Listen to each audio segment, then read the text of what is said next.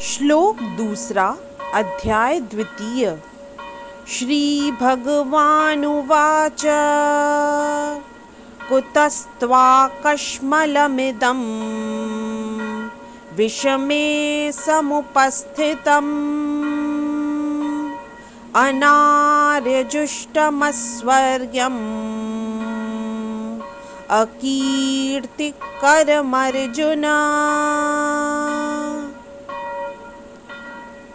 इस श्लोक में श्री भगवान ने कहा, हे अर्जुन, तुम्हारे मन में यह गंदगी जो कि आत्मा के अशुद्धता का रूप है, आया कैसे? यह उस मनुष्य के लिए तनिक भी अनुकूल नहीं है जो जीवन के मूल्य को जानता हो। इससे उच्च लोक की नहीं अपितु अपयश की प्राप्ति होती है। यदि इसका विस्तार करें तो परम सत्य का बोध ज्ञान की 3 अवस्थाओं में होता है। पहला, ब्रह्म या निर्विशेष सर्वव्यापी चेतना। दूसरा, परमात्मा या भगवान का अंतर्यामी रूप जो समस्त जीवों के हृदय में है।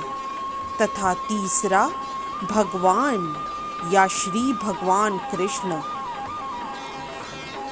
इसलिए कहा गया है, वदन्ति तत्त्वविदस्तत्त्वं यज्ञानमद्वयं ब्रह्मेति परमात्मेति भगवान्निति शब्दते। यदि व्यक्ति परम सत्य के ब्रह्म रूप को समझता है तो इसका मतलब है कि उसकी विश्व व्याप्ति तथा उसकी निर्विशेष प्रकृति के अखंड तेज के ज्ञान से ही तुष्ट हो जाता है। जो व्यक्ति इस ज्ञान से थोड़ा और जानता है, उसकी तुलना परम सत्य के परमात्मा स्वरूप से की जाती है। जो परम सत्य के साक्षात रूप की अनुभूति प्राप्त करता है, यानी जिस भक्त ने परम सत्य के भगवान स्वरूप का साक्षात्कार किया है, वे सर्वोच्च अध्यात्मवादी हैं। संस्कृत शब्द भगवान की परिभाषा व्यासदेव के पिता ने की है। समस्त धन, शक्ति, यश, सौंदर्य, ज्ञान तथा त्याग से युक्त परम पुरुष भगवान कहलाता है। एकमात्र कृष्ण ही ऐसे हैं जिन्हें हम दावा कर सकते हैं कि वे स्वयं भगवान हैं। ब्रह्मा, शिव या नारायण सहित कोई भी जीव कृष्ण के समान पूर्ण ऐश्वर्य से संपूर्ण नहीं है।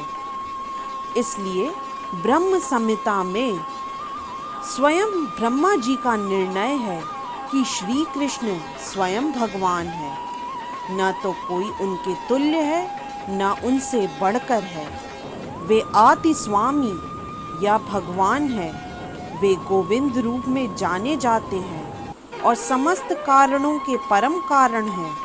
इसलिए श्री कृष्ण को सारे ईश्वर की अपेक्षा श्रेष्ठ मानते हुए कहा गया है, ईश्वरः परमः कृष्णः सच्चिदानन्दः विग्रह अनादिर आदिर गोविंदः सर्व कारण कारणम। भागवत में भी श्री कृष्ण को भगवान के नाना अवतारों की सूची में आदि भगवान बताया गया है। इसलिए कहा गया है, एते चांश कलाः पुंसः कृष्णस्तु भगवान स्वयं इंद्रारि व्याकुलं लोकम मृडयन्ति युगे युगे।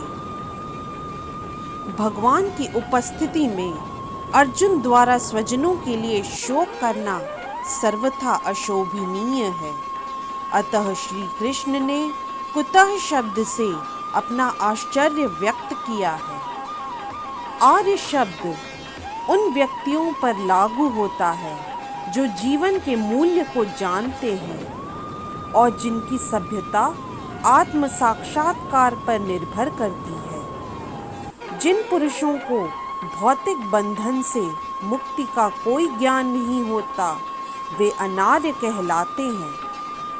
यद्यपि अर्जुन क्षत्रिय था, किंतु युद्ध से विचलित होकर वह अपने कर्तव्य से च्युत हो रहा था।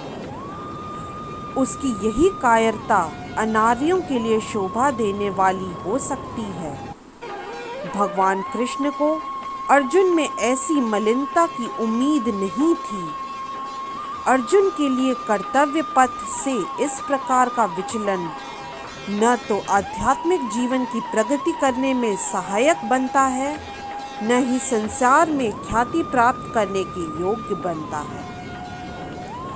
भगवान कृष्ण ने अर्जुन द्वारा अपने स्वजनों पर इस प्रकार की करुणा को प्रोत्साहित नहीं किया।